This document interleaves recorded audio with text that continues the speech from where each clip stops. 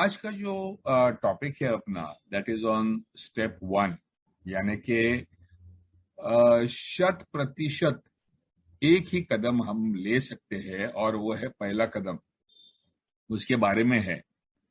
और अभी हमारे महेश भाई ने भी शेयर जो किया, उनकी जो असहायता उनको लग रही है, जो परेशानी लग रही है, डर लग रहा है, उसके बारे में जो बात कर रहे थे दोस्तों। हमारी जो बीमारी, जो विलियम सिल्कवर्थ ने हमें बताई है, अगर आप बिग बुक में डॉक्टर्स ओपिनियन खोल के देखते हो तो वहां पर डॉक्टर हमें ये कहते हैं कि हमारे को किसी न किसी प्रकार का शारीरिक बदलाव हुआ है। Some sort of physical allergy, किसी ना किसी प्रकार का जो बदलाव हुआ है, जिसके वजह से हम थोड़ी पी के रुक नहीं सकते, और पीने का हमारे शरीर को एक प्यास लग जाता है। और ये जो होता है उसके साथ में हमारा धीरे धीरे हमारे मन का जो एक हर एक को कॉन्फिडेंस रहता है, हर एक का ये मैं कर सकता हूं या नहीं कर सकता हूं, एक आत्म संतुलन हर एक व्यक्ति का रहता है। अगर आप बोलेंगे कि मेरे पास विल पावर है, आज मैं सुबह 6 बजे उठूंगा और वॉक को जाऊंगा, तो आप उठ पाते हो, क्योंकि आपके मन के ऊपर आपका संतुलन है। तो शुरुआत में जब हम शराब पी रहे थे तो हमारे मन का संतुलन था। 2 पैग पीने के बाद में उठ के हम चले जा सक रहे थे।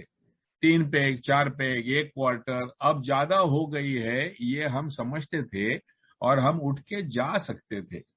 लेकिन धीरे धीरे हम चाहते हुए भी उठ नहीं पा रहे थे। हम जानते थे कि अभी घर में कुछ ना कुछ अर्जेंट है, जाना जरूरी है, फिर भी हम जा नहीं पाते थे। हमें पता था कि अभी एक इम्पोर्टेंट इंटरव्यू है, मुझे आज नहीं पीना चाहिए, या घर में कोई समस्या है, मैंने नहीं पीनी चाहिए, फिर भी अपने आप को रोक नहीं सकते थे। यानी कि मेरा ही मन, मेरे ही मन की न पीने की इच्छा को नहीं सुन पा रहा था। यानी मेरे मन में पीने की इच्छा जो है वो इतनी बलवान हो गई थी कि न पीने की जो मेरी जो सत विवेक बुद्धि बता रही थी, उसकी सुनने की मेरी क्षमता नहीं बची थी। और धीरे धीरे धीरे ये जो मेरा आत्म संतुलन है, ये मैं पूरी तरह से खो जब देता हूं, तो विलियम सिल्कवर्थ कहते हैं कि ये जो मेंटल जो हमारा जो एक कॉन्फिडेंस रहता है, सेल्फ कॉन्फिडेंस या विल पावर रहता है, धीरे धीरे हमारे हाथों से छूटने लगता है और फिर समस्याओं के ढेर जमा होने लगते हैं। यानी काम पे नहीं जा सकना, काम पे नहीं गया इसके लिए नोटिस मिलना, पगार कट होना, हाथ में कम पैसा आना, घर में झगड़े होना, अच्छे खासे रिश्तों का बिगड़ना, दोस्तों का बिगड़ना, ये प्रकार के जो है ये समस्याओं के पर्वत खड़े होने लगते हैं। अब हुआ यूं कि एक तरफ शरीर बीमार, जो थोड़ी पी के रुक नहीं सकता, और दूसरी तरफ मन जो है वो अस्त व्यस्त होने लगा है। यानी एक आम आदमी जो होता है, जो एक समाज में रहने वाला एक आदमी रहता है, जैसे हमने देखा हुआ है अपने पिता को, अपने भाइयों को, अपने दोस्तों को, वो एक सर्टन लाइफ जी रहे होते हैं।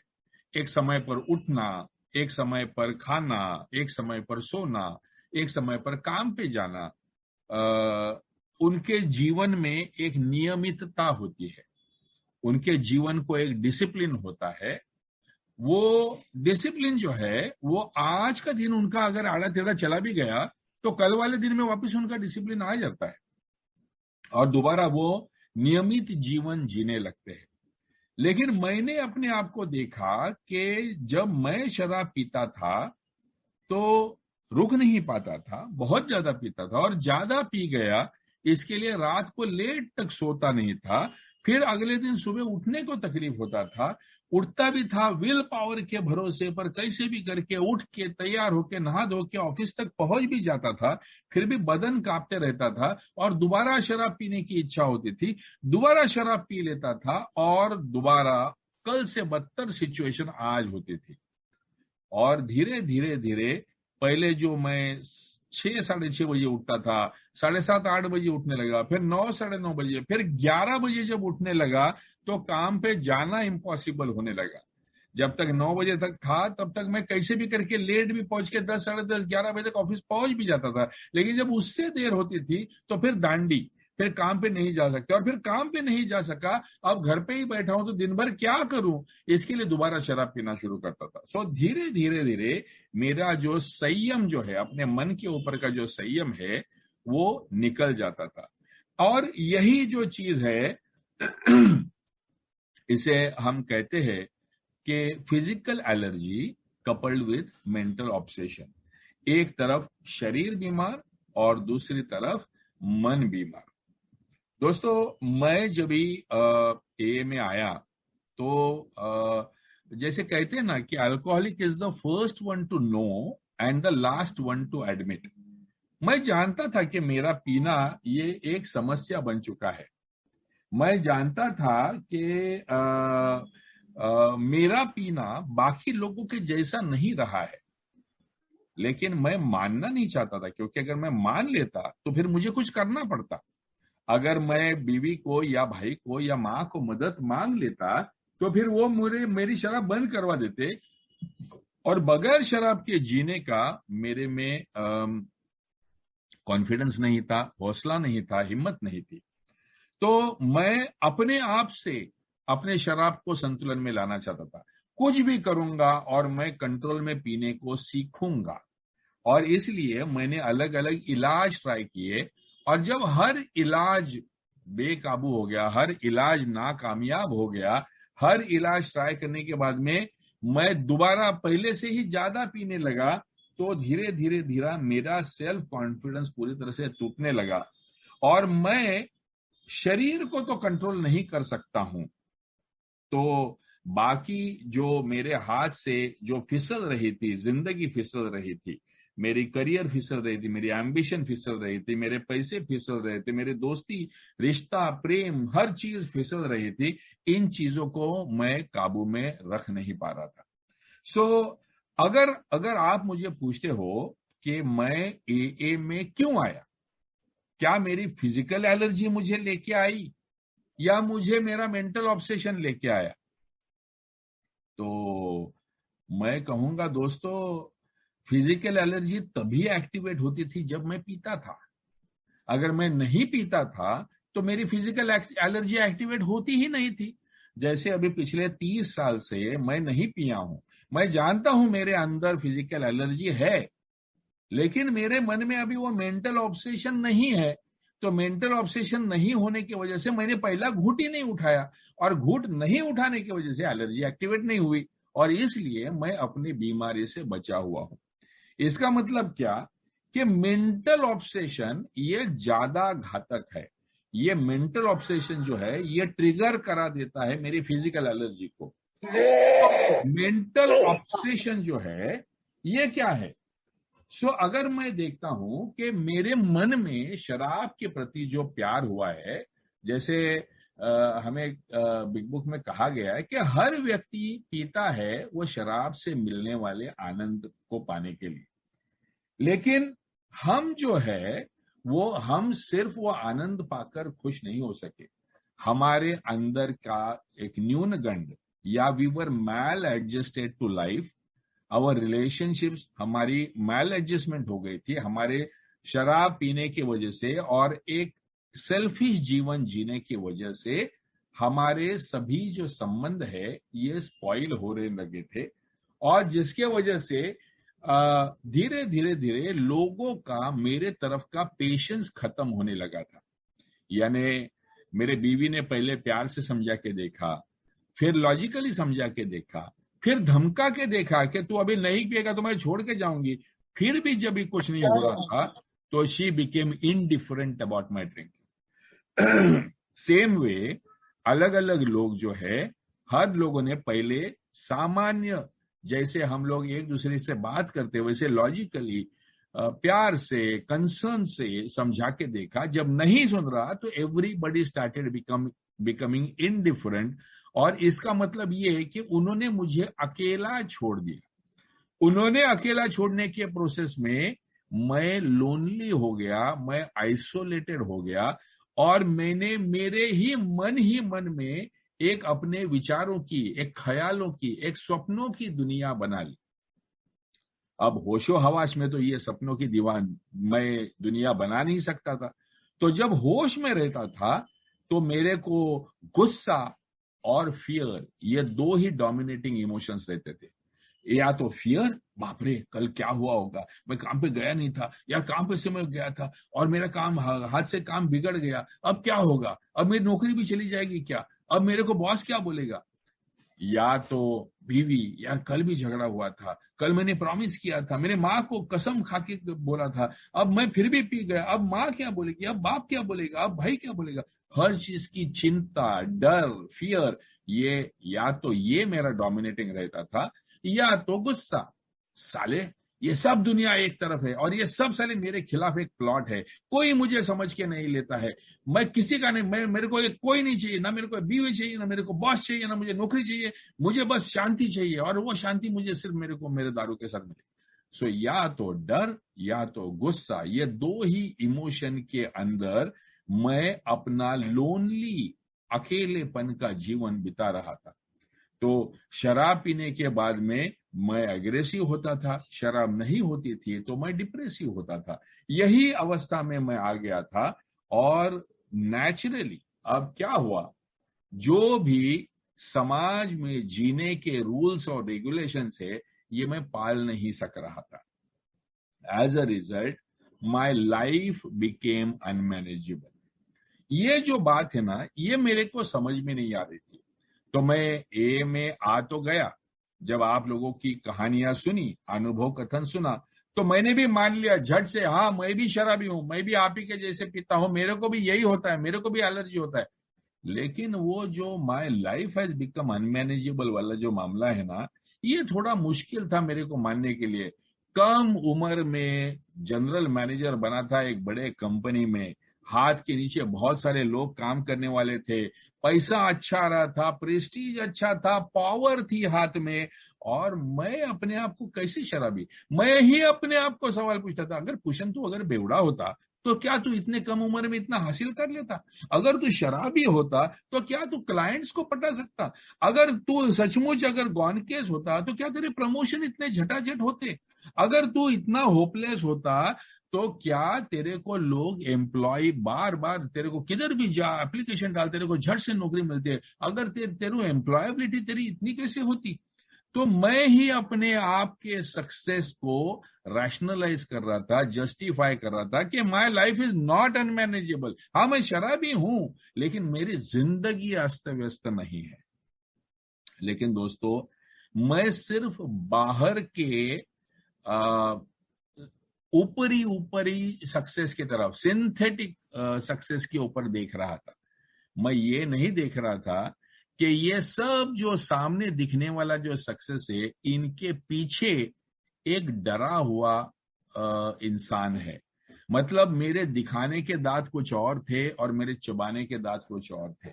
मैं बाहर बड़ी पावरफुल इंप्रेशन दिखाता था, एग्रेसिव, गुस्सा वाला, डायनेमिज्म दिखाता था, लेकिन अंदर से मैं डरा हुआ, परेशान, लोनली, आइसोलेटेड बच्चा हुआ था।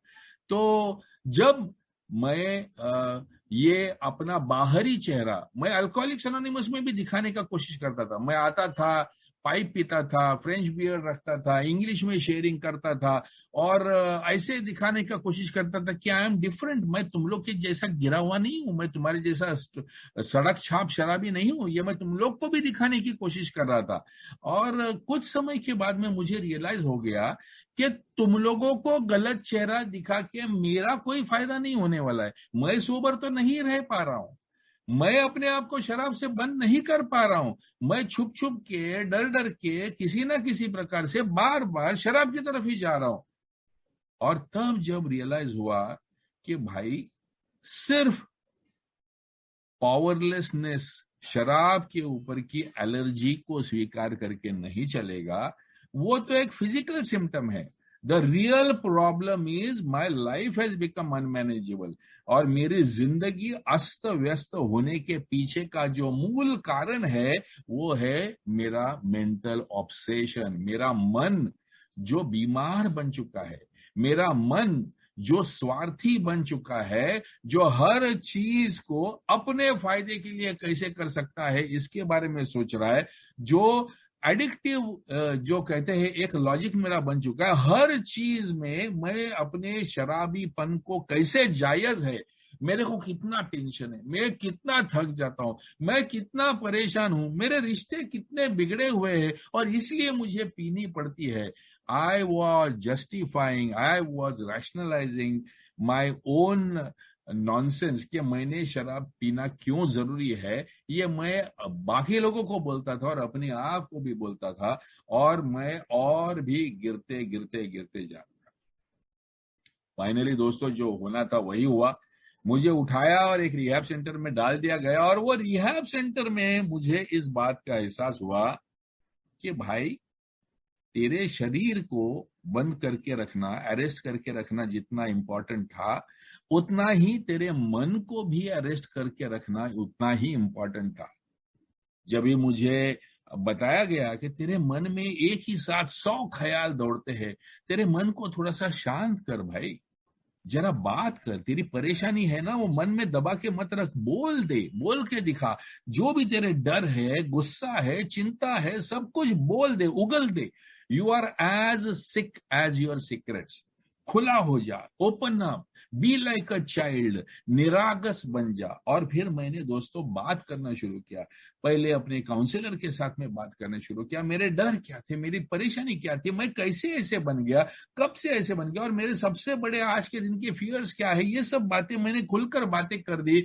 अपना सभी जो पर्दे थे, जो मैंने सामने दिखावा जो मैंने बनाया था कि एक सक्सेसफुल मैनेजर का जो एक दिखावा था, ये मैंने ही अपने हाथों से फाड़ दिया। और मैं कैसा एक हेल्पलेस, पावरलेस, सरेंडर्ड अल्कोहलिक हूं, और यही मेरा सच है। इस अवस्था में जब मैं आ गया, तभी दोस्तों मन को राहत मिलने लगी, दिल को तसल्ली मिलने लगी, मन में थोड़ी बहुत शांतता आने लगी, और one day at a time जीने की कला मैं अपने आप को स्वीकार कर सका। दोस्तों इसका मतलब क्या है कि एंटायर जो जो एक वर्ड में अगर मुझे पूरी स्टेप 1 बतानी होगी, तो दैट वर्ड इज सरेंडर।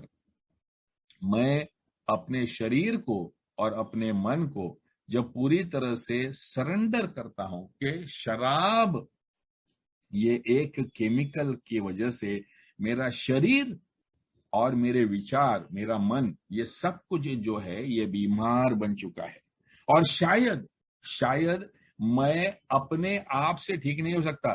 वहां पर बिग बुक में कहा हुआ है कि हमने बहुत ऐसा कोई नहीं देखा हुआ है। इनफैक्ट 12 स्टेप्स 12 ट्रेडिशन के पहले फर्स्ट जो स्टेप के ऊपर जो ऐसे बिल डब्ल्यू ने लिखा हुआ है, तो उसमें बिल डब्ल्यू कहते हैं कि it is a statistical fact that alcoholics almost never recovered on their own resources. And this had been true apparently ever since man had first crushed grapes. यानी शराब की जो हिस्ट्री है, तब से लेके आज तक जो भी शराबी बन चुका है वो अपने खुद के बलबूते पर ठीक नहीं हो पाया है। यही हमारा सच है। यानी इसका मतलब मेरा बस नहीं चलेगा, मेरा विल पावर नहीं चलेगा, मेरा इसके ऊपर कोई कंट्रोल नहीं चलेगा। I will have to surrender and seek help. जब ये कदम होगा तभी जाके 100% मैंने पहला कदम लिया है, ऐसा हम कह सकते हैं। क्योंकि अगर आपको आज सुबह उठने के बाद में पीस लग रहा है, चैतन्य लग रहा है, ऑप्टिमिस्टिक लग रहा है, अपने घर वालों के प्रति प्रेम लग रहा है, आपको मेरे जीवन के साथ कुछ करना है, ऐसा एक पॉजिटिव फीलिंग लग रहा है, आज आपके मन में डर कम और विश्वास, श्रद्धा ज्यादा लग रहा है, तो दोस्तों मैं ये कह सकता हूं कि आपका पहला कदम जो है ये आपने पूरी तरह से 100% लिया हुआ है। आज मुझे बोलने का मौका दिया, आप सब लोगों ने बड़े धीरज के साथ सुन लिया। Thank you very much friends.